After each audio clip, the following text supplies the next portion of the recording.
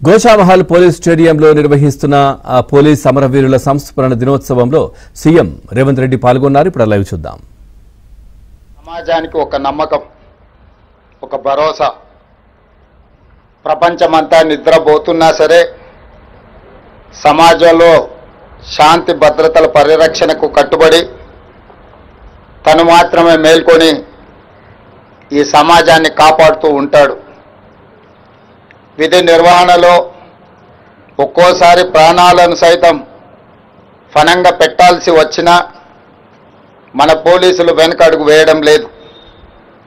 ఒకవైపు నెత్తురు చిందుతున్నా మన రక్షణ కోసం ప్రాణాలు అర్పించిన వీరులు ఎందరో ఉన్నారు.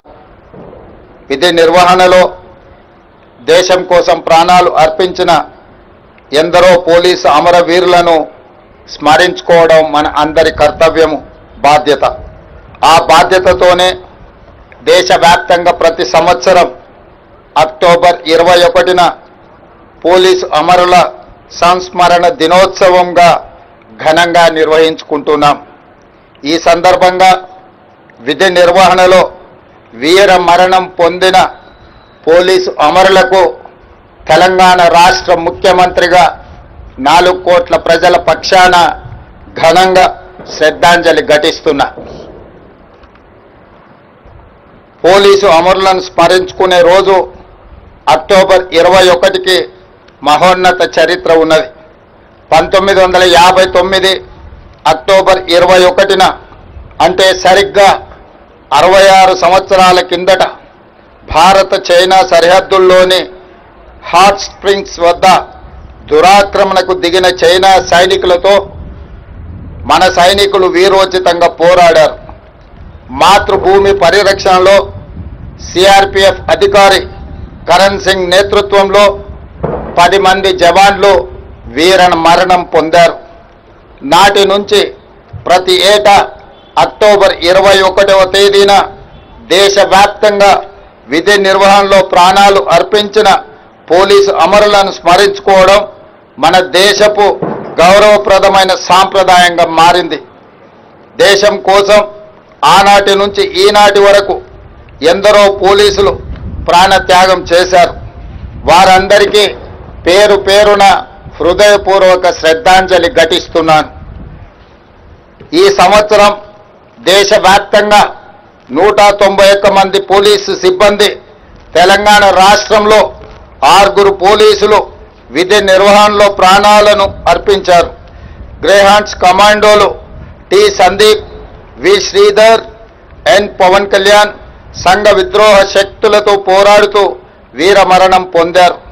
Assistant commandant Banothu Jawahar Lal, Nalgonda constable B Saidulu విధి నిర్వహణలో వీర మరణం పొందారు.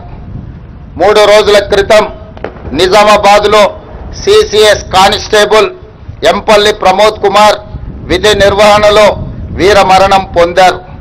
భర్త ప్రమోద్ను పోగొట్టుకున్న తన భార్య ప్రణీతకు, అతి చిన్న వయసులోనే తండ్రిని కోల్పోయిన అతని 3 కుమారులకు, వారి కుటుంబానికి ప్రభుత్వం అండగా ఉంటుంది.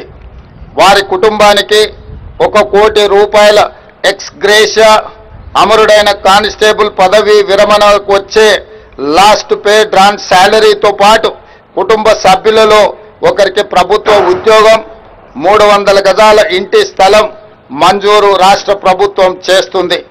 వీటితో పాటు పోలీసు భద్రత సంక్షేమం నుండి 16 లక్షల ఎక్స్ గ్రేషియా, పోలీసు వెల్ఫేర్ నుండి 8 లక్షల రూపాయల ఎక్స్ గ్రేషియాను ప్రమోద్ కుటుంబానికి చెల్లించి వారి కుటుంబానికి రాష్ట్ర ప్రభుత్వం అండగా నిలబడుతుంది.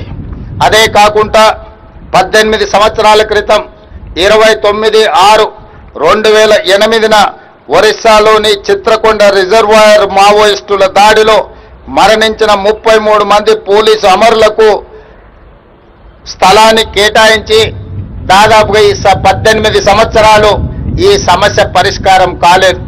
అందుకే ఈనాడు తెలంగాణ రాష్ట్ర ప్రభుత్వం ఆ సమస్యను పరిష్కరించి ఆనాడు ప్రాణాలు కోల్పోయిన 33 మంది పోలీసు కుటుంబాలకు ప్రతి ఒక్కరికి 200 గజాల చొప్పున గాజుల రామారం, మల్కాజ్గిరి, మేడ్చల్ జిల్లాలో స్థలాన్ని కేటాయించినమని చెప్పడానికి నేను సంతోషిస్తున్నాను.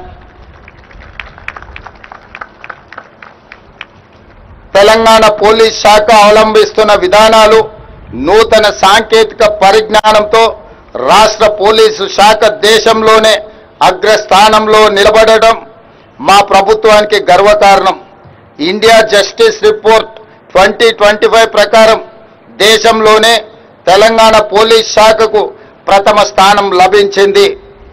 అదేవిధంగా పాస్పోర్ట్ వెరిఫికేషన్ విధానంలోనూ విదేశాంగ శాఖ నుంచి ప్రత్యేక అభినందనలు పొందింది.